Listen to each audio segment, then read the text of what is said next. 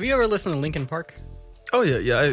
Back in my high school days, yeah. Oh yeah. They were real big, What's big. your favorite album by them? Hyper Theory. Hyper It has Theory? to be. I feel like it has to be this. It's a big hit for a lot of people. Yeah, it is. It is. I think that the sound of it, Chester's voice, it was just amazing. It was just an amazing album. I think Minutes to Midnight was my first Linkin Park album, so I'm partial to that one. But I also like the Living Things album, which Living Things is better. because it's a concept. Or no, not Living Things. It's A Thousand Suns. That's the one. Thousand Suns. Okay, Living Things is where it went downhill. You're right. That's the one where it started getting shit. The Living Things has some good tracks on it though. It's got some good ones. Yeah, that EMD. I just don't like that. I didn't like that sound. Yeah. No, that's when they really started getting heavier into that. Okay, so you had Hyper Theory, Meteora. Is how you pronounce it? Meteora. Meteora. That was two great, masterful albums. Yeah. And then you had Minutes to Midnight. Minutes to Midnight. Which it wasn't my favorite because it wasn't like the other two, but I still like it. Yeah. And then A Thousand Suns and Living Things was just like, what the hell is this? I mean, I really liked A Thousand Suns just because the concept of it. Yeah. And like I said, I like the in between songs. They had like recordings and they had a story to it. It's kind of like, I refer to it as a modern day like Pink Floyd's The Wall. True. In a way, I don't know why. I can't remember why it reminds me of The Wall, but just maybe like similar themes or I don't know. Maybe I'm just weird. No, I mean, no, it's totally fine to like different things. There's a bunch of albums from different artists that a lot of people might not like that other person I might like. Right. It just it depends on what you're going through in your life that album responds to you. Right. And like I said, for me, Hyper Theory, Meteora was like those two albums that just registered with me right away. And then the stuff they did with Jay-Z was just amazing. The remixes they did with Jay-Z was just 99 Problems. That was dope. The Jay-Z collab they did. Oh man, that was a dope album too. Because I think they're on Jay-Z's record label. Yeah, I'm not sure. I'm pretty sure they were. Because I think that's the reason why they did the whole collaboration to begin with. I think they're on his label. Okay, so it has an explanation. It's on Reddit. It has a little bit of an explanation of why they. I think I'm looking at the same thing. It was like through MTV. Yeah, according to the Reddit thread. Mm-hmm. I thought they were on the same level. I thought I saw somewhere that they were on the same. I don't know because Rockefeller didn't really do rock artists yet. The Rock Nation is the ones that really started to do rock and travel into more country and folklore type music. But Rockefeller was just mainly just hip hop. It was just mainly hip hop. It would have been cool for them to be on that label together. But no, they do mostly just Rockefeller was always hip hop. Mainly hip hop, and that's mainly because he was partnered with somebody else. Rock Nation is an American entertainment company founded by Jay-Z. But see, they were Rock Nation now. Yeah, the company is a successor to his previous Rockefeller Records label. Mm-hmm.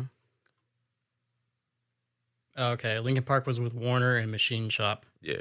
Okay, so they weren't on the same level. I thought I saw somewhere before that they were on the same level. Label. No, they were never on the same label. It just happened to mesh. Sometimes you just meet up with people. And that's true. I mean, it's not like Linkin Park. Linkin Park's like partly rap anyway. They got Mike Shinoda doing raps and whatnot. So it's not completely out of the ordinary. No, you just meet up with people. You have your vibe, and it's like, you know what? Let's cut a song together. See how it goes. Yeah. Boom. That's all. Yeah. So, I mean, obviously, we know what happened to Linkin Park eventually. Yep, we know what happened to Chester. Yeah, and unfortunate timely death. Yeah, and they kind of took this hiatus because I don't think they ever officially announced they were done. They didn't. I think they just stopped making music for a while to kind of figure out what they wanted to do.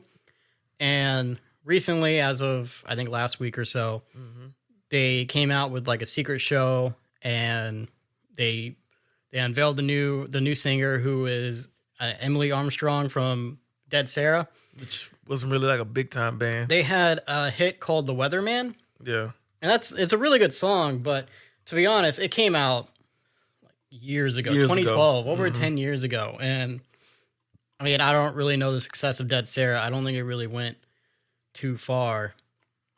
But she comes out and she can do the screamy vocals. And there had been rumors that Linkin Park was looking for a female singer already, which I have no problem with. Right. I mean, if you have a real problem with it, you're just dense and brain rotted. Yeah, honestly, I have at no this problem point. with that. Someone did make a comment. They're like, "Oh, look, they went woke," but this is real life we're talking about here. Anyway, I think a female singer makes sense because I believe most female singers can probably get to the range that Chester can. Chester had he can get super high. Super high. He's got a super high range. Mm-hmm. You know, most men don't really get that high with their vocal ranges. There's a few out there that do, obviously, lead singers and whatnot. But obviously, they're in active bands. So them getting a woman to be their new Chester, not even new Chester, but just another front woman to the band, I guess. I don't know what you want to describe her as at this point. You're right, new front woman. Yeah, it makes sense. And I don't know if you've seen like any of the clips from the live stream. I have. Yeah, okay. So tell me what you think of the new song first. I listen to it, and most time I listen to songs, I have to give it like a good 3-4 times play. Yeah. I've only heard it like 3 times now, and it's fine. I'm willing to give her a chance. I really am. I've seen her kind of do a couple of the old school Linkin Park songs. Yeah, because they played some of the old stuff. I just think, you know what it is? It's just, you miss Chester. And that's partly of it. Well, like, I mean, you're never going to replace that voice. You're never going to replace that voice. So. And I don't think they really sought out to replace that voice. No. And it's not her fault. I think they're trying to do their best to at least try to match it. They're trying. You know? Some part of me wish they probably would have, and I talked to a friend of mine, some part of me wish they would have just changed their name. Because they're not really Linkin Park anymore. A lot of people are saying the same thing. Because the drummer is not even there anymore. Yeah.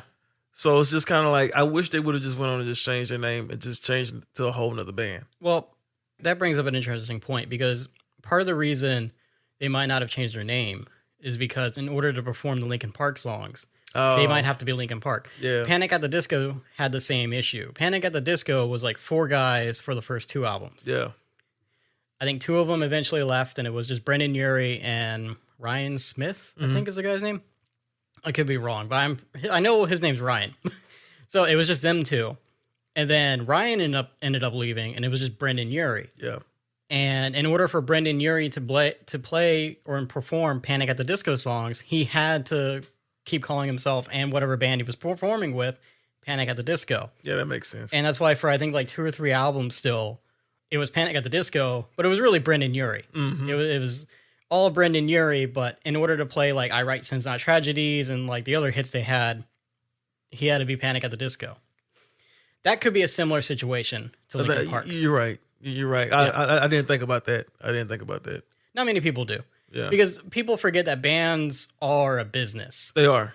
At the end of the day, yeah, they perform and they play songs, and that's the fun part of it, but they also, it's a money thing. Like, I mean, not a money thing, but it's a business thing. You're right. It's money and there's transactions, there's managers, they answer to people, they have higher ups. And they own the rights to these songs. Not all the time.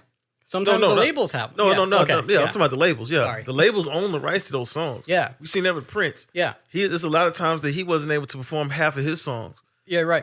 He couldn't change his name to a lot of stuff too. You're right. So I think that might be kind of the situation going on here. So to say like, oh, they should have just changed their name. It's not that simple. Yeah, it's not that simple. Because, yeah, they could become another band, but then maybe they can't perform Linkin Park songs. True. Yeah. And, I mean, say it all you want, but if you have 3/5 of Linkin Park, you want to hear Linkin Park songs. You want to hear Linkin Park songs. Yeah. That's my thoughts on that. But please continue with talking about Emily and the songs. Yeah, I mean, it's going to take some getting used to hearing her voice on these different tracks. I know we're about to talk about the controversy that she's embroiled in, but like I said, it's just still hits a little different once you hear her songs. Once you hear those songs, I think the new stuff is going to sound good. I hope they give her a chance. Well, yeah, we'll see after what we're about to talk about. True. But I think the new stuff is going to sound good because the new song sounded pretty good. It sounded okay. It sounded okay. Yeah. But her vocals on the new song sounded good. Well, it goes to her sound meshes with today's sound. Right. Her vocals on older Linkin Park songs, they just sound like covers. It sounds exactly like covers. And I mean, it's going to be like It's that. going to sound like There's that, no way it's not, unless you literally pitch your voice to perfectly or almost perfectly match Chester's. There's no way it's not going to sound like a cover, even if you have Mike Shinoda doing his lines. You know what I mean? That's my thoughts on that. I think the new stuff is going to sound just as good. And you're right. Once people get used to it, I think it'll be okay. But immediately, because the internet is the way the internet is, all this controversy started coming up and out about her being a Scientologist and supporting Danny Masterson, who we've talked about before on the show. I think when we first started with like the That 70 Show, they supported him and stuff like that. So there's all this controversy coming out about that. And she had put out a statement about the Danny Masterson support. And I can pull up that statement right now. Yeah, because I'm curious to see what is her relationship linked to him. So the statement she put out says, several years ago, I was asked to support somebody I considered a friend at a court appearance and went to one early hearing as an observer. She explained, soon after, I realized I shouldn't have. I always try to see the good in people, and I misjudged him. I have never spoken with him since. Unimaginable details emerged, and he was later found guilty. And then later she says, to say it as clearly as possible, I do not condone abuse or violence against women, and I empathize with the victims of these crimes.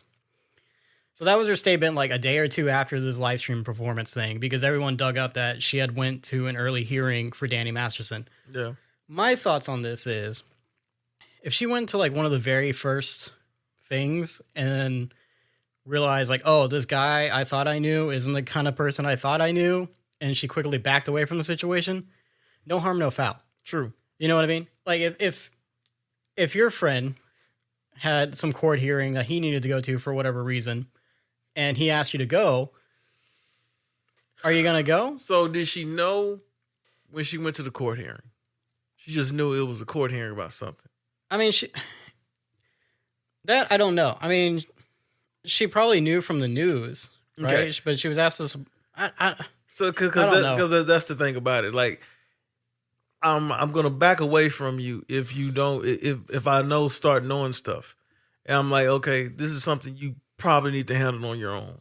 Right. Like that's when you talk about allegations of rape. That's some powerful stuff. It ain't like we're talking about you just breaking into a car. You know, killing, raping is always very, very tough. It's a very, very tough thing. And it's like, you know, I don't know how deep did she already know it, and was she just supporting them just to be supporting them? You know, that's where it gets tricky. That's where it gets really, really tricky.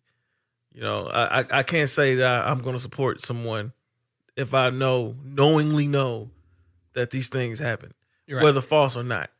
And that's where the tricky thing comes in. And I think that's where people are coming from. Like, you knew these things, you heard these things, and you just blindly still sat there and supported this person.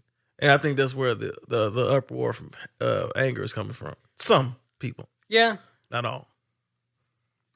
You know, and that's where it's coming from.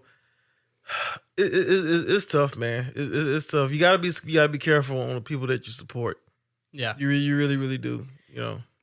But again, this is like the first hearing in 2020. Yeah, it's been years since then. She didn't write a letter. Yeah, true. Like all of that 70 shows cast. Yeah, like Ashton Kutcher, Mila Kunis.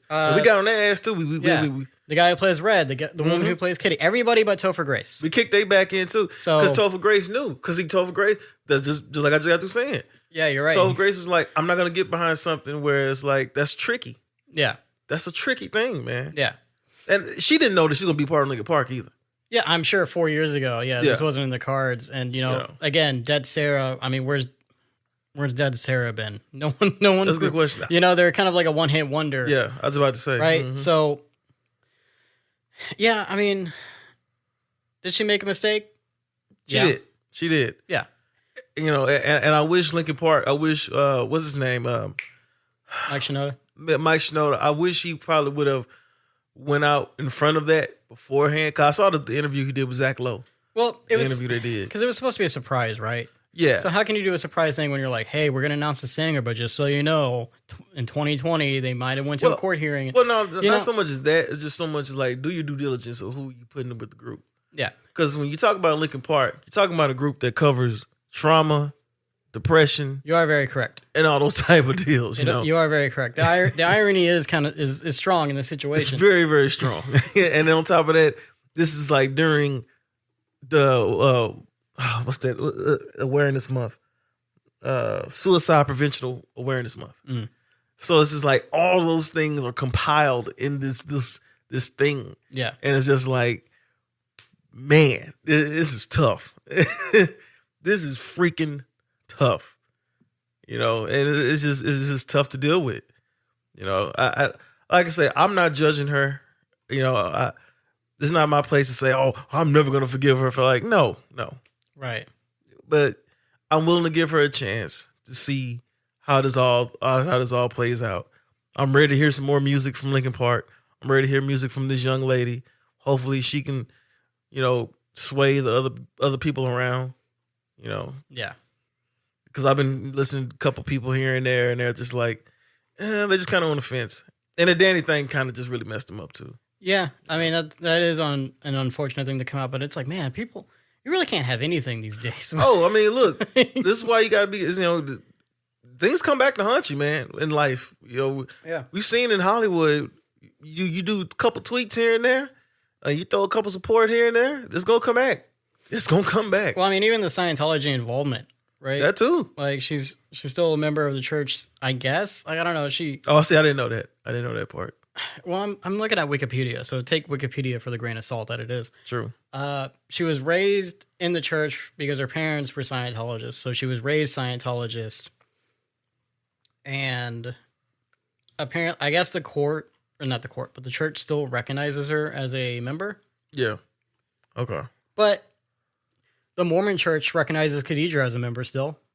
Khadijah's not going to Mormon church. I didn't know that. Yeah. I didn't know that. Yeah, Khadijah grew up Mormon. She is no longer Mormon. She's has nothing to do with the Mormon faith. Like we don't go to church or anything like that. But the church still recognizes her as Mormon because in order to leave the church, you have to talk to the bishop and tell him why you're leaving and all this stuff. And she doesn't want to do that. She's not going to do that. That's understandable. You know what I mean? So it could be possible. It says the church identified her as one of several prominent members, which probably means she's probably still involved. in. I don't know. She's probably still in it. She probably is, but also, what celebrity isn't at this point? I mean, Tom Cruise is still in Scientology. Yeah, he's still go. making their money. There you go. But people are mad because Scientology doesn't apparently believe in psychology or anything like that. And then mind control. Yeah, and then with Linkin Park and the things that happened with Chester, again, yeah. And see, I know what you're trying to do. I know what you're trying to say anyway. He's like, say what you're trying to say.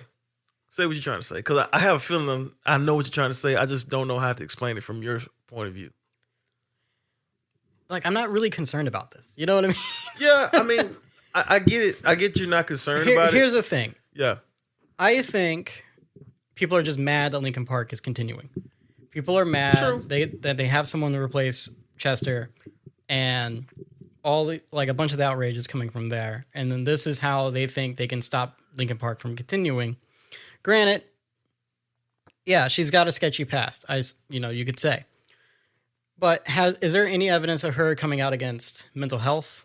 Is there any evidence of her coming out in support of Danny Masterson after going to the hearing in 2020? Is there any support? Is there anything evidence of her supporting anybody else who's in trouble for sexual assault and all this stuff? And like I say, she's apologized. She wrote out a written statement about a written statement. She's already spoken on it. I just think this is just bad way for this thing to come out. It's like it's like when you starting at something and you're redoing something again, and this is what happens. You got this embroiled controversy.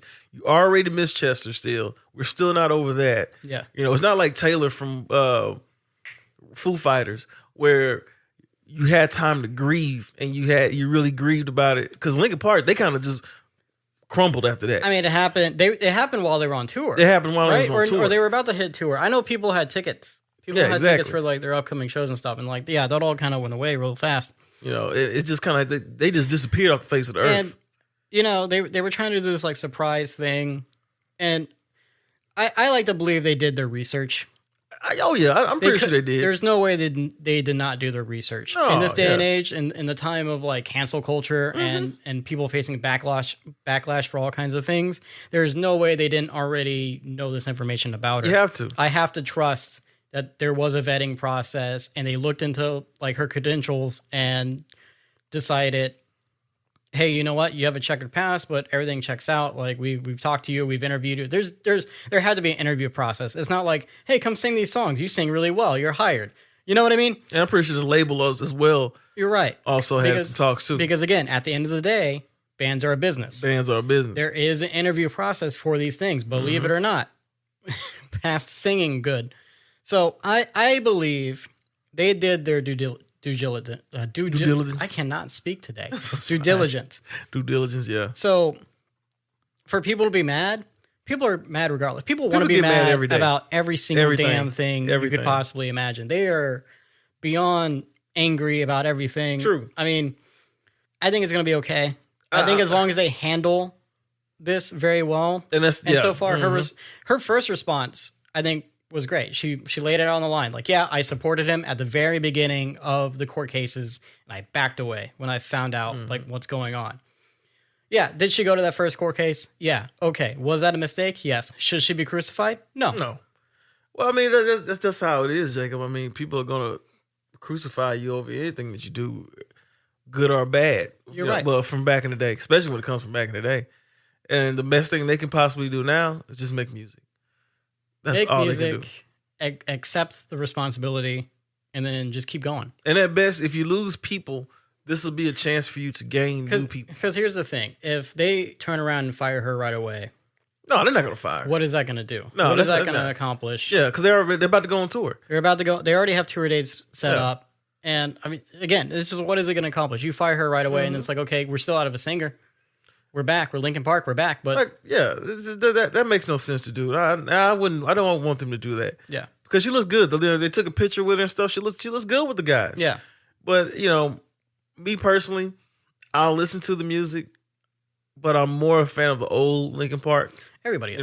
There's no way around it. It's not. Yeah, and at best, I think there's a fan base for them. Yeah, and I wish the best for them. I listen to a couple of their songs here and there. I'm not gonna be going out buying it on streaming. Yeah, but and that's just the way it is. And you know what? You brought up Foo Fighters, ironically, I think, or Dave Grohl or somebody. You brought up one of them. Taylor. Yeah, Taylor. You said Taylor from Foo Fighters. Ironically enough, Foo Fighters is in some controversry. Dave Grohl just announced the other day he's had a baby out of wedlock. Oh yeah, I saw that. Yeah, yeah. His daughter outside of his marriage was just born, and he made a big post about it, and so he's like, oh, I love my wife and kids. Because he's married. Oh, because he's married. He's got a wife and kids. I'm sorry. Oh, I forgot about that. Oh, okay. Oh, wow. Yeah, he's got a wife and kids. So, yeah.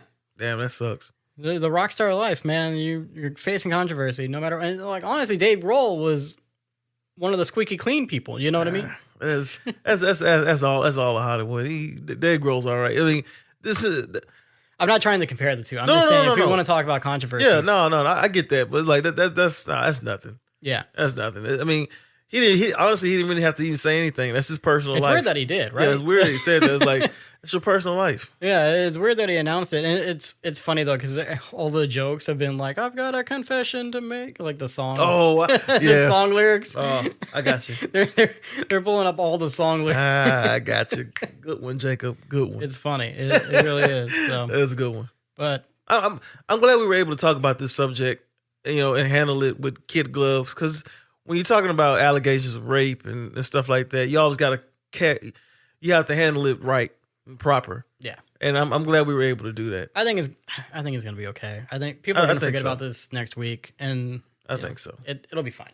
No, it'll be fine. I wish the best for him. I tell everybody, you American friends now. You laugh so much.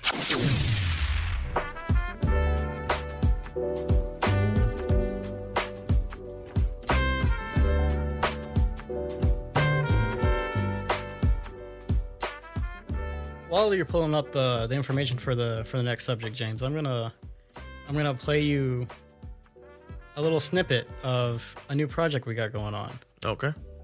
So, remember Joel and the monkey? Yes. I would like to introduce you to Joey and the Kangaroo.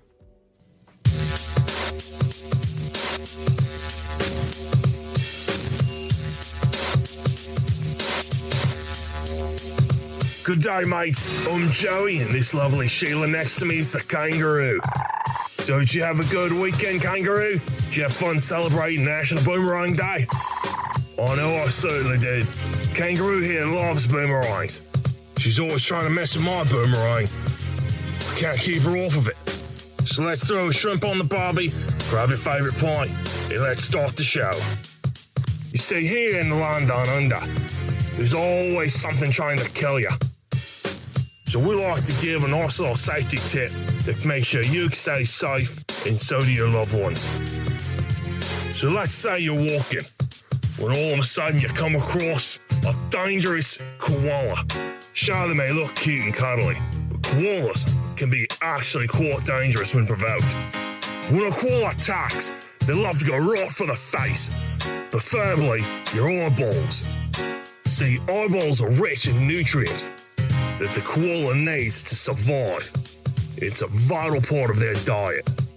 But you don't want them to have your eyeballs. No, sorry, in the right, Kangaroo. That's why whenever you're walking around, you need to always make sure you got your sunglasses on. It'll protect you from not only the ruthless sun, but from them koalas. Now let's say you're tempted by the sensual charm of the koala. We all know we've been tempted once or twice by nature. As an Aussie, I know I certainly have. Right, Kangaroo?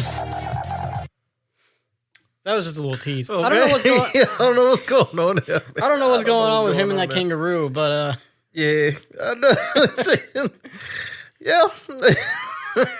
look, they paid us for 15 episodes. All right, Boy. All right, then. we just gotta put up with it, okay? 15 Ready for that episodes. Spider-Man update? Ready for that Spider-Man, man? All right, yeah. Get All it right, on me. boom. What you All got? right, here we go. So it seems like Spider-Man, they have Disney and Marvel has finally found their director for the new Spider-Man movie. And what's that? The last movie came out what year? 2018? The last movie? Yeah, I think that came Spider-Man Far Spider-Man From No Home? Way Home? Yeah, No Way It Home. was like 2021. 2021? Okay, Yeah. cool. 2018. Hey, man, it's You're thinking of Spider-Verse. Yeah, oh yeah, you're right. I am thinking about Spider-Verse.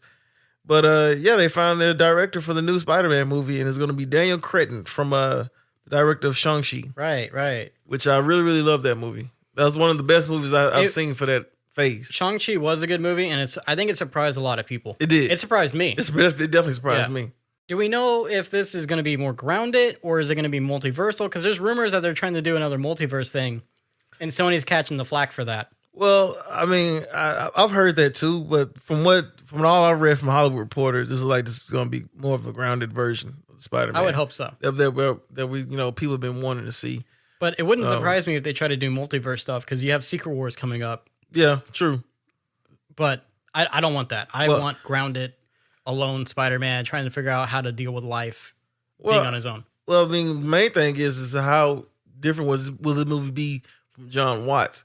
Because John Watts had more of a comedic styling to his movie. Because he was like Breakfast Club and your John Hughes types movies. Exactly. That was his inspiration behind it. That's literally what he said when he was making these trilogy. Yeah, that's a good point. Yeah. Yeah. So, I mean, I'm curious on seeing, and I think Tom Holland can carry some humor in him. Yeah. I don't think he's like, well, it's hard to say, because unfortunately Tom Holland's roles outside of being Spider-Man haven't done that great. His movies outside of Spider-Man and the Avengers and stuff haven't been super well received. They haven't. You know, and I mean, honestly, he's not doing. I think the other movies he's done haven't been your kind of mainstream films. Outside of Uncharted. Outside of Uncharted, all his other films have been more like artistic and kind of niche. Yeah. You know what I mean? Like he did that one movie with Robert Pattinson and Bill Skarsgård on Netflix. And I never finished it. I never watched it. It was like something about the devil all the time, or the devil all the time, yeah. Yeah. And then he's in that Cherry movie where he plays like an alcoholic or something. Oh yeah, I remember that one. Yeah. I've never seen it. Never Couldn't tell you when it came out. And then I mean, he's voiced some things. He did a movie with Will Smith, like where Will Smith was a pigeon. Yeah, Spy in Disguise. Yeah. But that's voice. Yeah, right. And it's a kids movie. He Dr. Doolittle. He's Dr. Doolittle? He was in Dr. Doolittle as Was a he? voice. Yeah. Oh, okay. The Robert Downey Jr. one. Oh, okay. I didn't know he was in Dr. Doolittle. Yeah, he did like a voice in there. But again, voice. And again, Robert Downey Jr., Will Smith. Exactly. Those are the actors that carried those movies. Mm-hmm. Or those are the actors that really brought people in. I mean, his name probably did well too, I assume. But as far as he's the star of the movie, you make a good point. Hopefully he can carry the comedy. I mean, the main thing I'm excited for Daniel Cretton is directing is the action sequences, because the action sequences in Shang-Chi were amazing. Very good, yeah. They were, and I didn't like the action sequences for Tom Holland Spider-Man. No, I've never really cared for none of the action sequences. It never really just stood off like a comic book page.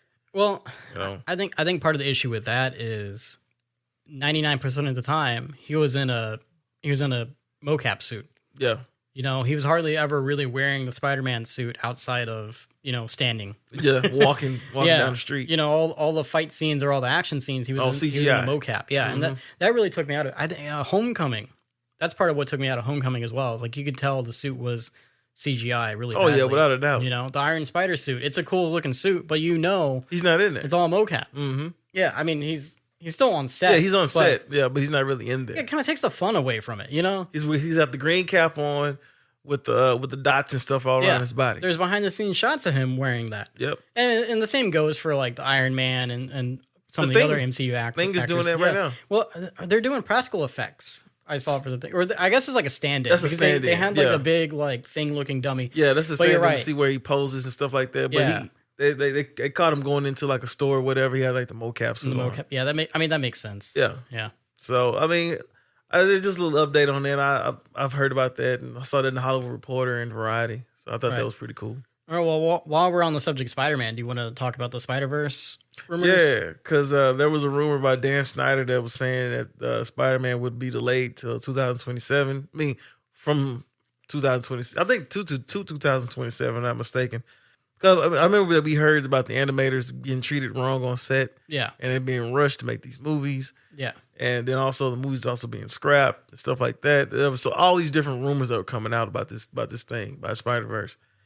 And it just really makes you wonder. I wish they could have just, because I was under the impression that this movie was almost done, that the animation and stuff were almost done. They were just putting the finishing touches, right? And boom, the movie's going to come out. Well, that's what you would think, right? Because I think at the end of the last one, they were like, "Hey, the Beyond the Spider-Verse Part 2, or I think it's Beyond the Spider-Verse, comes next year." Yeah, they made it sound like it was a tag like that. It's next year, same time, same place.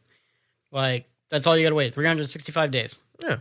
That's what they made it sound like. And here it is, 2024? And about to be 2025? Yeah. And yeah, no Spider-Verse. no Spider-Verse, no nothing. Yeah, no Spider-Verse yet. You know, and I'm just a little worried about how this thing's going. Now, I would rather take a movie. Now, in some cases, I'd rather a movie take forever than be horrible. Right. Because if they get this right, Jacob, if they can get this one movie right, this could be the best trilogy we've seen in a long time. That is true, yeah. If they can get this right. Yeah. Because the first two were amazing. Yeah, the first two were great. They knocked it out of the park. I think the first one, like Shang-Chi, surprised a lot of people. Exactly. You know, and they were able to adapt like a portion of the Spider-Verse storyline very well. Mm-hmm. You know, obviously they can't do straight from the comics because the comic story is just bananas. Yeah. But what they're doing for the movie works very well, I think. And yeah, I mean, you left it off as like such a cliffhanger. And that's why I don't like cliffhanger movies. You know what I'm saying? Yeah, it's just like why did you do this if you weren't exactly sure you were going to be able to get your sequel out? It's a bold move when you do those cliffhanger type movies. You know, and this has been done a lot too in a lot of movies, not just superhero movies. Horizon, that movie with Kevin Costner, right? Because it's supposed to be a 3-part franchise, right? And that's been moved to streaming because it did so badly. Yeah, because it's a 3-hour western. It's a 3-hour western movie in modern day. Yeah, like cinematically, it can be great, but come on, like you just. I remember back in the day, it was never like this. You know, when you did a sequel, you did a sequel. Well, it's because people, I don't know what. It's like they're so sure of themselves that they're going to get a sequel because now you have so many movies that are like left open ended, or it's almost like immediately before the movie releases they already confirm like, yeah, we got 2 more in the bank. Yeah, like you're right. Back in the day, like 90s, early 2000s, and further back than that, I'm sure. But back in the day, you'd watch a movie and you weren't entirely for sure if it was going to get a sequel, right? You'd be like, oh, they did good enough. I hope they make another one. Batman Forever. Yeah. And now you're getting this where it's like James Cameron is a great example. Oh yeah, that's a good. Avatar 1 comes out. He's like, I got 5 more in the tank. All right, when's the sequel gonna come out? Oh, I'm working on it. Over 10 years later, he finally comes out with The Way of Water or whatever the hell it was called. But at least with that, it didn't end so much on a cliffhanger. It didn't, but he's still saying, I got another one. He still had another one. I got another one after that, and blah, blah, blah. And like he announced, I think at D23 that they're going to do like something of fire, right? Which is kind of funny because it's like The Last Airbender. People made a joke about it, but now it's like, well, you're really leaning into the whole elemental thing, aren't you? Yeah. I mean, and then like last week, we talked about Back to the Future. Yeah. Those movies were shot back to back. Yeah, the second and third one. Yeah, they were shot back to back. Yeah, Superman Returns. And they promised at the end of the film, they were like, "Hey, 6 months from now, bam, you're gonna get the next one." And they kept it, and it came out. Superman, Richard Donner, they shot those movies simultaneously at the same time. Superman and Superman 2. Yeah, and they done those movies at the same time. So it's just like, you have to be careful when you do these movies. Fast and the Furious ends on a cliffhanger. Yeah. The spoiler alert, the whole team allegedly dies. Yeah. So it's just like, come on, man. What are we doing? And I mean, Fast and the Furious, like, didn't they push back their production too? They pushed theirs back too. And they're talking about adding a third. Yeah, I heard about that part to their film. So not only is the last movie in 2 parts, they're talking about adding a whole nother section. A whole nother section. So, that makes no sense. It's just crazy to me. And then you have a movie. And not to move away from Spider-Man, because I really hope the Spider-Verse movie comes out. And then you move into a movie like Joker, where you didn't even need a sequel for that. Yeah, you're right. That ended just right. You are very correct. It ended up, And there's already early reports on that movie. Like, it's kind of a mess. Yep, I heard about it as a mess. And that comes from, I guess, because when they were making the film, like Joaquin Phoenix, Lady Gaga, and the director, Todd Phillips. Yeah, the director, they were ripping up the scripts every day, like writing new scenes. And from early reviews, it kind of sounds like it's going to be a little. Well, okay. Good. So you got 2 sets of reviews. You got the ones from the ass kissing festivals, which which you already know. Yeah. Those festivals are nothing but those just ass kissers, because giving them stand up 11-minute ovations because the stars are there. Yeah. They rubbing elbows with these guys. So they're giving, this is the best movie in the world. Yeah, I can't wait to see it. This is, but not so much. I can't wait to see it. This movie was amazing. It's going to change your life. Yeah. No, it's not like that. Some movies don't need a sequel. That was lightning in the bottle.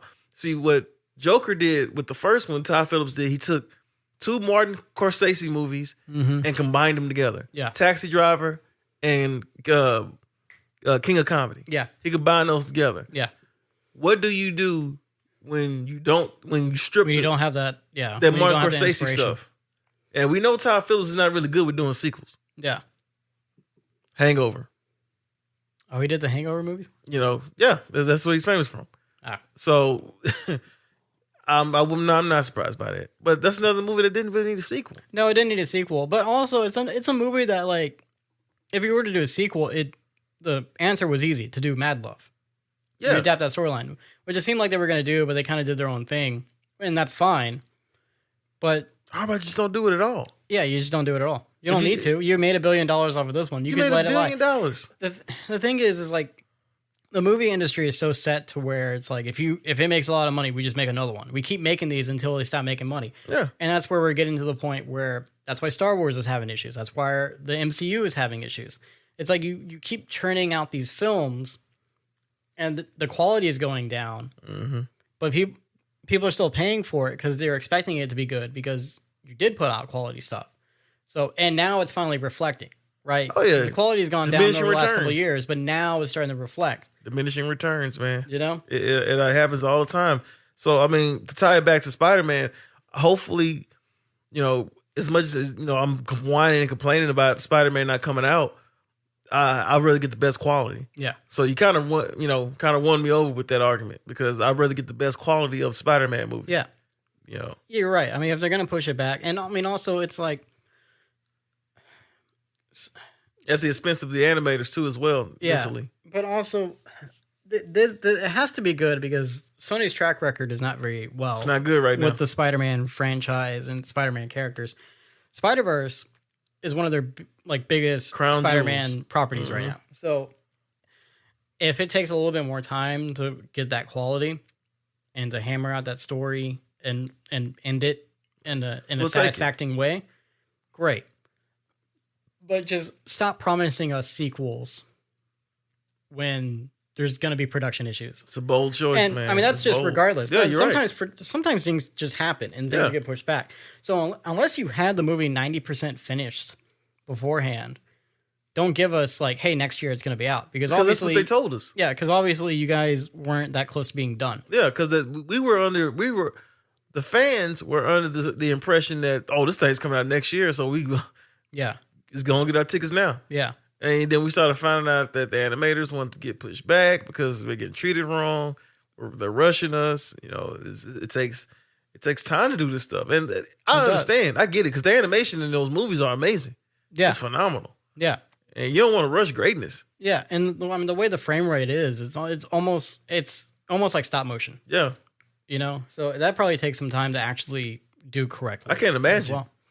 And I mean, the chase scene from the second film took a year for them to animate. I don't think that's all they were working on, but just to put it in terms of scope and how long animation takes sometimes, especially with animated films, a year for one scene or for a couple scenes, I suppose. But still, a year is a long time. It is. Compared to an hour and a half long movie. Mm-hmm. It's a normal movie. Yeah. But for the rest of those films, you can go screw yourself. You don't sit there and take that doggone long to make a movie. Yeah. I'm sorry. The rest of y'all films, the Mission Impossible, the Fast and the Furious, the Horizons. Yeah. Well, Horizons been moved to streaming because it's trash. Yeah. But yeah, the rest of those films, screw you. My name is Dick Righteous, and I'm here to take you on the wonderful journey through freedom, justice, in the good old American way. Like a hamburger with fries.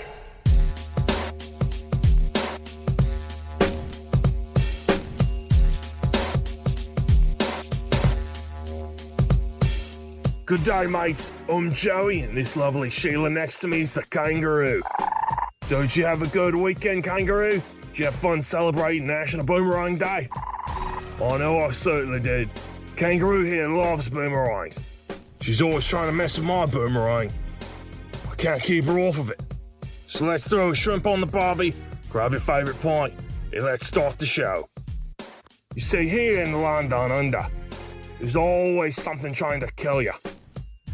So we like to give a nice little safety tip that makes sure you stay safe and so do your loved ones. So let's say you're walking, when all of a sudden you come across a... So you're telling me this got 2 million subscribers?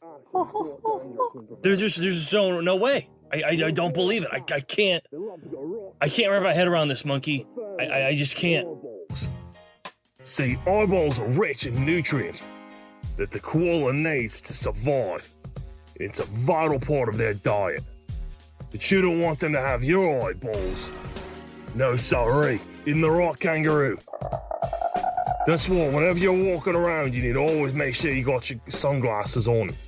It'll protect you from not only the ruthless sun, but from them koalas. Now let's say you're tempted by the sensual charm of the koala. We all know we've been tempted once or twice by nature. As an Aussie, I know I certainly have. Right, Kangaroo?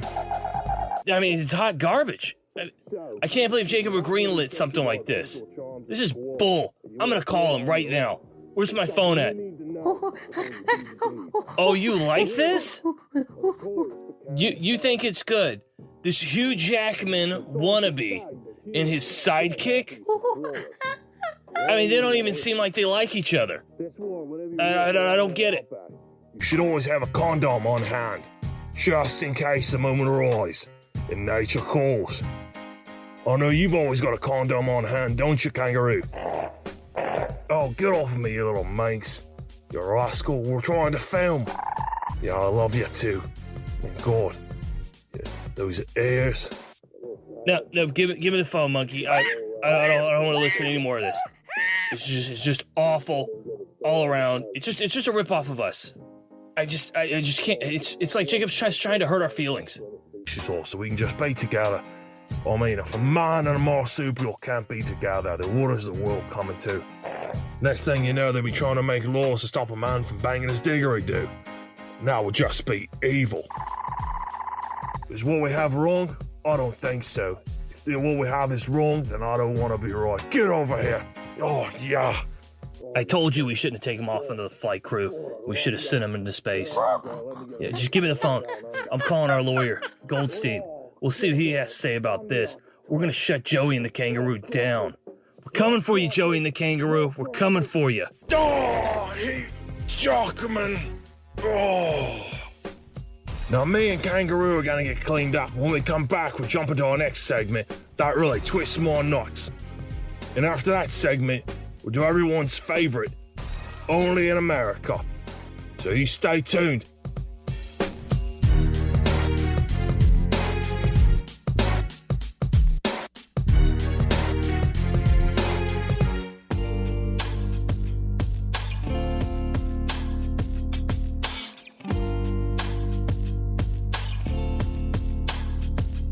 James, once again, we have an email from Zach. You've got mail. This email was actually meant to go on our other episode format that usually comes out on Mondays, but we got a special topic coming up next episode, so I want to put it on this episode. So here it goes. Hey guys, with the Super Bowl halftime performer announcement, who do you guys think would be a good halftime performer? Some of my choices would be Metallica, Ed Sheeran, Billie Eilish, Post Malone. And then he goes on to say, oh, I didn't have that bit of the email in here. Basically, yeah, Metallica, Ed Sheeran, Billie Eilish, Post Malone. And then he goes on to say, like, these aren't my personal choices. These are just what I picked based off of, you know, who's kind of big. So, obviously, he's talking about the Kendrick Lamar announcement for the Super Bowl, which also raised a bunch of controversy this week. Yep. Because people are saying it should have been Lil Wayne because New Orleans, and that's where he's from. And then also, I think some people are just kind of tired of this, like, Kendrick Lamar Drake beef. Nah, it's not that. Okay. I've seen some people talk about it because, you know, obviously his announcement video was kind of low-key calling out Drake, or people said it was low-key calling out Drake, which... People, man. I mean, I don't know. People are reaching way too much into the cat bag. You're right. It's, they're reaching way too much, online people just looking way too into things. But anyway, so Kendrick Lamar aside, who do you think would be a good performer for the Super Bowl? It'll be Post Malone. I was going to say the same thing. Because Metallica, that's not, nah. Overrated generic metal band from the 80s. Ooh. Yeah. Hey, I didn't say that. You heard that white voice. That wasn't me. The Nickelback of metal, I'll go on to say. Yeah. Wow. I'll go on to say that. I'm not going to put you on I'm going to put you on my music podcast for that one. Damn. I didn't think you would say that. I do not care for Metallica too much at all. Man. That blew me away. I'm not going to lie. That's I did not see you saying that. That's not a bit. I really Metallica is. No, he's not trolling nobody. Like you're man. I did not see you saying that. Yeah. Not because everyone always says Metallica is the biggest thing in the world. Yeah. Them and Rolling Stones. You know. Damn. But yeah, Post Malone, because Post Malone is always that more of a main attraction. And you have to remember, man, and. This Super Bowl is a business. We just got to talk about business with Linkin Park. That's true. The Super Bowl is not for us. Yeah. It's not for you. It's not for me. Mm-hmm. No one has tens and $20 million rolling around in the backyard where they can just say, well, let's go give it to the Super Bowl. Yeah. These sponsors, they're choosing the squeaky clean person. Yeah. And Jay-Z is not the overall person that's over the halftime show. Mm-hmm. He's the producer of it. He can throw out a suggestion on who he thinks should do the halftime show. The whole city are the people that determine And I'm not telling you something. I'm telling you what I know. Yeah. That's what it said on the paper. That's what it said on the paper, that the hosting city chooses the halftime show. Yeah. Kendrick Lamar has had the biggest year of any musical artist. That's true. That's why it made sense to me. It's like, okay, well, yeah, obviously. And they're already in. Do people really think that they just choose people out of the blue and just like, oh, the next day, let's choose the halftime show? No, I would imagine it has to be set up quite a few months or even a year in advance. I would think the previous Super Bowls, when you're already looking at who's going to be playing the next, maybe you probably don't book them right away. Of course not, no. But you already have a short list. Exactly. I would think. Yeah. That far out. Mm-hmm. You're right. You're 100% right. So it's like for people to just sit there and say, well, oh, Jay-Z's hating on this, you're digging up these beefs and trying to connect the dots to this and trying to play Minority Report with this stuff. It's just like, come on, man. Yeah. It's not that crucial. Yeah. Is would I love to have seen Wayne? Sure. He's a phenomenal artist. But they also want somebody who respects their time, who's business oriented, and is ready to get out there on stage and rock it. Yeah. You can't just get out there on the stage and mumble rap. You just can't get out on the stage and sit there and give me BS songs for 13 minutes. You got to move around a little bit, brother. Yeah. Okay. And Kendrick Lamar is trustworthy. They want to know that if we give you a halftime show, you can do it. Yeah. It's just what it is. Right. I agree with you on that. I want to go back to Post Malone being a potential person. I'm sorry. With this hypothetical. I know you were heated. But I want to go back to the Post Malone thing because I think Post Malone would be great just because he's proven himself to be very versatile. He is. As a performer. It can work. He's crossed genres. He's currently doing he currently has a country album out. Obviously he's been in the rap game for a little bit, or I guess like not rap. He's dabbled in it. I don't know if it's really rap, but it's that he's dabbled in pop it. Genre. Pop genre. Yeah, you're right. He used to be a scene guy, so he knows the scene a little bit. And then he also he's covered Nirvana. He's like during the pandemic, he did a couple live streams where he played like Nirvana songs, or he did like different covers. He's proven himself to be very across the board with things, and I think that would be good for the Super Bowl because mainstream. Yeah, he works. He works for what they want them to do. You are right. Yeah, I think that would be good. I think he would make a great choice. I mean, obviously not this year because Kendrick Lamar is the guy. But out of this hypothetical situation of who would we choose, I think Post Malone would be it. Billie Eilish, I respect Billie Eilish as a person. I just don't like her music too much. Not enough hits. Outside of Bad Guy, not enough. I don't like any of her songs. She's too like whisper singy. She has nothing. Yeah. Ed Sheeran. No. Again, I don't really listen to him too much, and he's very just acoustic. Yeah, that's acoustic. That doesn't fit the Super Bowl. You're right. You got to think about what fits the Super Bowl. Yeah. Post Malone fits. Yeah, I think Post Malone would fit very well. So that's my answers on that. We'll be surprised if he actually does do the Super Bowl eventually.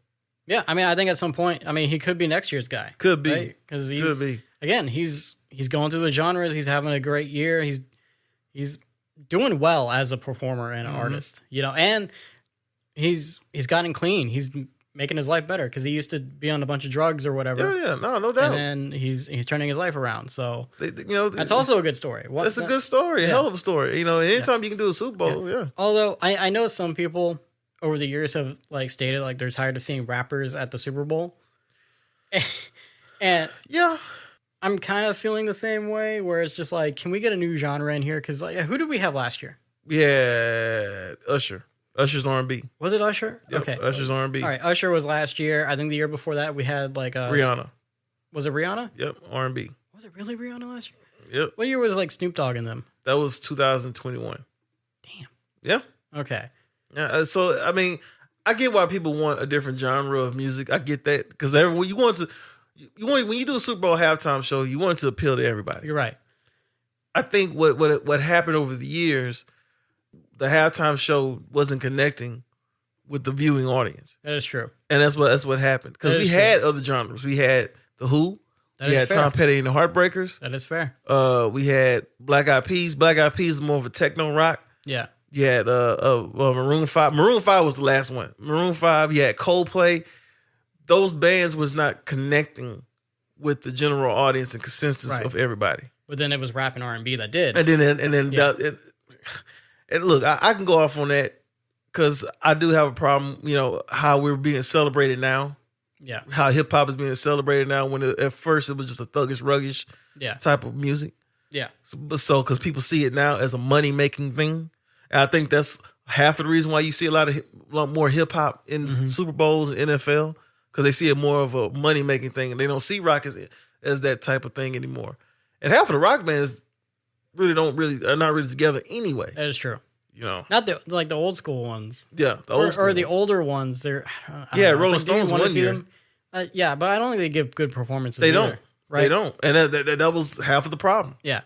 You know, But I'm not gonna lie, like a small part of me was like, maybe get a country singer back in there. We've had like 4 or 5 years of like R&B and rap and hip hop and all that stuff. But like, let's get. I don't want that's to. tough, man. Yeah, it is tough because also country is not country anymore. It's not Like I said, Post Malone put out a country album. Jelly Roll. It's very overproduced pop country. Exactly. Now, You know? if you say that now, you say country, Well, you're right. they're gonna mess around and get Jelly Roll. You're getting Jelly Roll. You're getting Post Malone. That's what you get. Yeah, I mean, not for nothing. I have listened to Post Malone's country album, and it is very generic. It's generic. Yeah, like they got a song about drinking beer, and it's the most generic drinking beer song Yeah, you can. So, of course. yeah, I'm not praising the country album, but No, I know what you mean. that is the other side of it. It's like, yeah, you could get a country person out there, but you're gonna get Jelly Roll, or You're you're gonna gonna get Jelly get Roll. like this overproduced pop country. You're not gonna get country like Waylon Jennings and all Yeah. that, because those bands don't exist anymore. They don't exist Or anymore. if they do, they're smaller. So I understand that side of the argument as well. And like I say, it's just the Super Bowls now have been more overly produced, and those people, these sponsors that are going to these Super Bowls, they are vendors. They're vendors, and they're employees of the vendors. They are going to the Super Bowl. Yeah, sure, you got fans of the two teams that are playing. Yeah. But for the most part, these are sponsors. Yeah. Like I said, it's not for us. The Super Bowl has never been for us. You know, our role is to be on the couch watching TV, watching the game, watching the halftime show, and getting feedback off of Twitter. Yeah. Or X, whatever you want to call it. So That is true. that was a good discussion, though. Yeah, it was. Good email, Zach. Before we move on to our next segment, James, I had shown Joel Joey and the Kangaroo thing. Okay. I had sent it to him. Well, during that last segment, he called me and I didn't answer, but he left me a voicemail. So let's see what he had to say about it. All right. Hello, Jacob. Oh, God. I assume James is there with you, He found the voice so I'll modulator. be sure to address both of you. I hope you're all doing well. I hope your families are happy and healthy. You see what I got to put up with You're in good health. every day? I hope you're spending lots of time with your loved ones. Shenanigans. Your mother, your father, your children, and your wives. I hope everything in your life is just so perfect and wonderful. So dramatic. You can't tell right now, but I'm sitting in a lazy boy that spins. He doesn't and own a reclines. lazy boy. I And know while I it sit in this lazy boy, I'm petting a Persian cat. He doesn't have a cat either. And I'm also wearing a tracksuit. He does have a Monkey. tracksuit. He's wearing an eye believe it. patch. Tell me about it, monkey. Yes, it's a very nice eye patch. Why are we dressed so evil, you might ask? Well, we recently heard about Joey and the Kangaroo. And Jacob, if you were trying to get our attention, I wasn't. let's just say you have our full, undivided attention now. Okay. Behind me is a laser beam, capable of taking down a small country. Why we build such a laser machine? Well, Jacob, I think you have the answer to that question. What poor country would we possibly have in our sights? Tajikistan. I don't think that's what real. country, Jacob. I know that's not Tajikistan. real. Why did we pick poor, defenseless Tajikistan? Maybe I threw a dart at a map, and they're just the poor, unfortunate souls it landed on. Maybe I picked the name because it sounded funny. Either way, Monkey has got an itchy trigger finger, Jacob, And I have to ask you, what do you mean you hit the button? Monkey, you better be freaking joking right now. Oh, oh, you did not hit the button. Oh, no, we can't undo it, Monkey. No, we can't undo it. Oh my god. Oh my god. Oh my god. No, they're all gone, Monkey. They're all gone. Oh my god, I'm gonna throw up. Oh my god, I'm gonna throw up. Oh my god. Just shut up, Monkey. Just shut up right now. I need to think. Oh my god. Oh fuck. Glad he censors Okay, himself. we just need to get rid of this machine. Hey Jacob, look, man, we're gonna have to call you back. Yeah, just take down Joey and the kangaroo. That really hurt our feelings. Yeah, just put the freaking controller down, Monkey. Just put it down. You've done enough right now. Hey Jacob, seriously, we're gonna have to call you back later, man. You guys take care. Ignore all that stuff we said earlier. Bye. I'm just call him later. I think it'll sort itself out.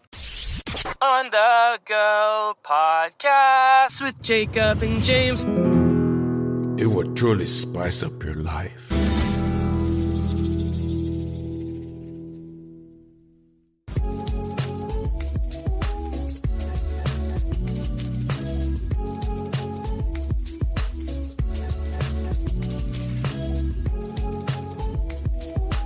Okay, so we have to address the major loss we had this week. There you go. Because I feel like if we didn't, people would be upset. Probably. I mean, it's a big deal, right? Definitely a big deal to me. Yeah, it's a huge deal. So, James Earl Jones has passed away at the age of 93. That's pretty cool. Well, not pretty cool, but that's pretty cool, James. Quote by James. Well, I mean, what I meant to say was it's pretty cool that he lived all the way to 93. Yeah. That's a blessing to live that long. I mean, to be fair, I think a few years ago, I already thought he was dead. A lot of people did. So when I found out he was still alive like a few years ago, I was like, oh, the Mufasa guy is still around. Darth Vader is still around. Jesus Christ. Yeah, there you go. So James Earl Jones finally passes away. And I don't mean finally as in yes, finally, but like, he's 93. He's been around for a minute. He lived a great life, man. He was an incredible actor. He was a thespian. He won so many awards, critically acclaimed. Started his career on Broadway. Oh man, the who can never forget his voice and playing Darth Vader? Yeah, I heard he had to overcome like a stutter or a speech impediment. He did. Yeah, he did. His voice was so scary playing that role of Darth Vader, man. Because Star Wars was the very first movie that I ever watched that had something to do with space. Yeah, I watched it in school, and to hear his voice coming down that hall, I was just like, man, that's palpable. Yeah, that's palpable. And they show what the Darth Vader, the original voice actor. It's like a British guy, I think. Oh my God. It does not have the same weight. Yeah, I think it's the same gravitas. I think it was like really bad. You have failed me for the last time. That's how I you have failed me for the last time. Unlike hearing Darth Vader. Can we use that sound? I probably can't, huh? No. Ooh, that's a good question. Yeah, no, I almost get in trouble. Yeah. But I mean, I thought that was so cool, man. And then he was in Coming to America as Eddie Murphy's dad. Mm-hmm. Conan the Barbarian. I remember that. He played the villain. Horrible movie. Oh, really? But he was great in there. Field of Dreams, of course. I was about to say Field of Dreams. I have an article pulled up from IndieWire that's James Earl Jones's 12 greatest roles. So let me go through it, and then we'll kind of discuss them as we go. If we want. We don't have to be long into this. I already know Great White Hope is probably number one. Well, the first one on the list, which I assume we're going backwards. So I'm assuming number 12 on the list is The Comedians in 1967. Okay. So never heard of it. Don't really know what it's about. But I'm assuming it's like one of his first roles. This next one is The Great White Hope. Mm-hmm.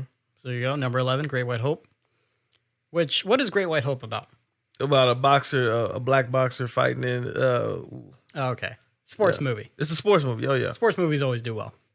The next one is Claudine in 1974. Yep, Claudine. Love that movie. Okay, so what's that about? This guy who falls in love with this woman who has all these different kids, different, but he has his own certain circumstances that's going on in his life as well. I see. So yeah, it's like a romance and kind of like again overcoming odds. Yep. Well, again, always great movies. The next ones on the list are simultaneously Star Wars, The Empire Strikes Back, and Return of the Jedi. Of course. So those three, obviously a big role for him. Mostly voice work. Yep. Since he wasn't actually playing Vader, but he is the voice of Vader. Very iconic voice. And I wonder, could they family sue if they ever use his voice now? Yeah, Star Wars again. But I have an opinion on that after we get to this list, actually. Okay. Roots, The Next Generation. Yep, Roots, 1979. Remember that. Conan the Barbarian, 1982. Had that horrible black wig on. Wasn't his fault. Madawan in 1987. I think these are just in order, actually. I don't think these are like they're probably just best to last. They seem to be in chronological order. But yeah, this Madawan movie. Coming to America. Yep, gotta have that. Was he Eddie Murphy's father in that one? Yep. Yeah, he was the king guy. Field of Dreams, 1989. Mm-hmm. Great baseball movie. The Hunt for Red October, 1990. Mm-hmm. Patriot Games in 1992. Clear and Present Danger, 1994. Sandlot. The Sandlot, it's got to be on. Yep, The Sandlot's on this list. Yep, 1993, Sandlot. You know, when I was a child and didn't know anything about baseball, because they kept talking about Babe Ruth in this movie, right? So I thought when his character showed up, I thought he was supposed to be Babe Ruth, because they kept talking about him, and then they lose the ball and they finally get in the guy's house, and he's like this blind old man, and he gives them the ball. I thought it was supposed to be Babe Ruth. I thought that was the whole point of his character was like secretly Babe Ruth was living next to the Sandlot the whole time. Sidebar: I never saw The Sandlot. Really? Nah. It's a good movie. It's a good kids baseball movie. Yeah. It's kind of like the Goonies of baseball. You're right, but better than Goonies, because Goonies is awful. It's an overrated film. It's very, very overrated. Lion King, right up next. Gotta have that in 1994. And that's it. That's the 12 greatest roles he's ever been in. So, rip to the legend. R.I.P. James Earl Jones. Yeah, lived a great life, man. Now, I want to say this about Star Wars. I think James Earl Jones' death should signify to stop making Star Wars products for a while. Oh, I would love that if that was really true. I think if Disney came out and was like, you know what? James Earl Jones passed away, iconic Darth Vader voice, and with the recent upheaval of Star Wars content that we're creating, we're just going to end Star Wars for a while. Because I think for the future of Star Wars, that's the best thing you can do. I'm with you, man. I think they just need to put a pause on it, and it just needs to be a statement where it's like, look, what we're making, no one's enjoying. Nobody. Partly because the fan base is toxic. They don't like Star Wars fans hate Star Wars. They've hated Star Wars since the prequels. Nothing is good except for probably the old canon book series, or they're not canon anymore, but the old extended universe stuff, and then the originals, right? I think it's just look, this is a time we're going to put Star Wars to bed for a while. We're not going to touch it for 15 years. Man, I wish that was true. I really want them to make that kind of an announcement. It was just look, we're done. Just like George Lucas was done when he sold it to us. We are done. No more Star Wars for a while. And just see how people react. Are people going to squirm? Do people want Star Wars? Or do people not miss it after a while? You know what I mean? I don't think people miss it. I just think people just want it to be better. They want it to be better. But also, it's like everything they try is just not working.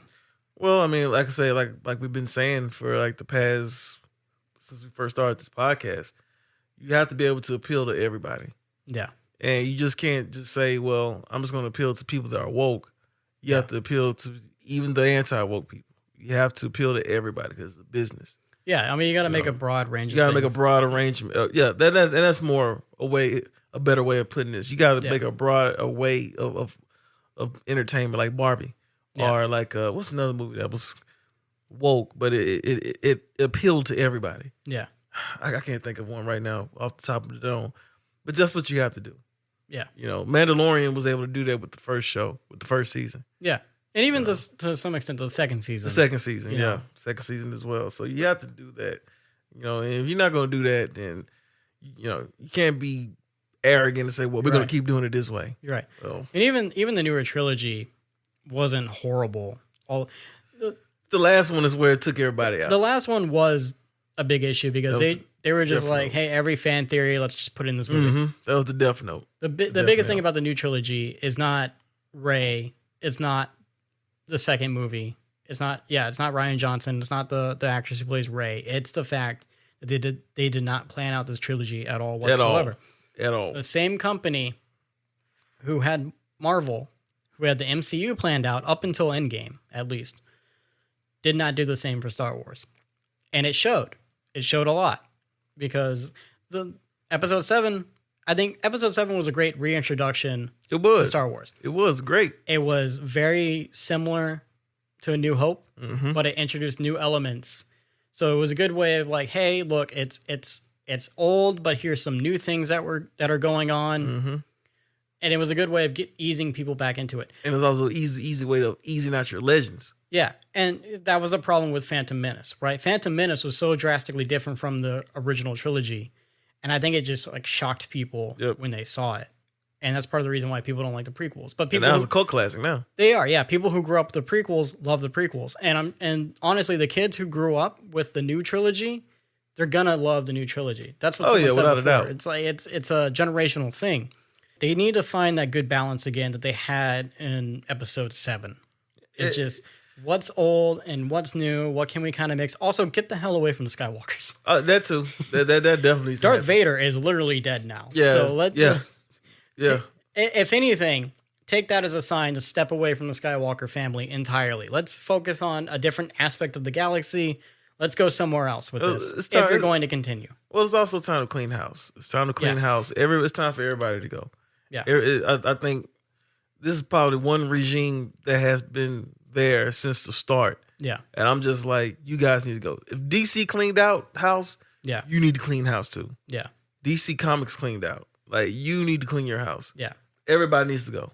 Everybody. Like, I'm not saying like all the heads and stuff like that. I was like, are just trash. I just think they need to do something else because this is not working. Yeah. Because at one point they were trying to give it to Feige, right? Yeah, they were trying to give it to Kevin Feige, but do you really want that? No, because he's overseeing MCU. Like, how are you going to give him two major properties? No. Ridiculous. No.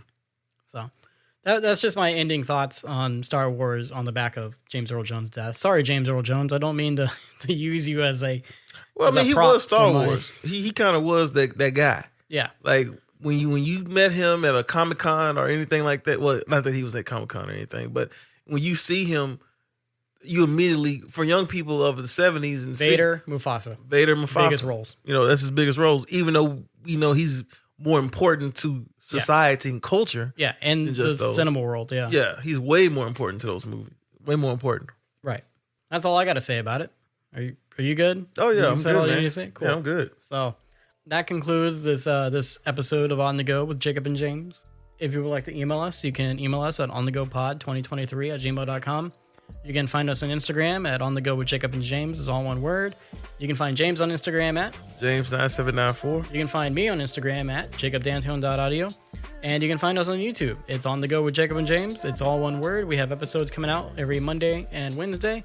And without further ado, I'm on the go. James is on the go. We're all on the go.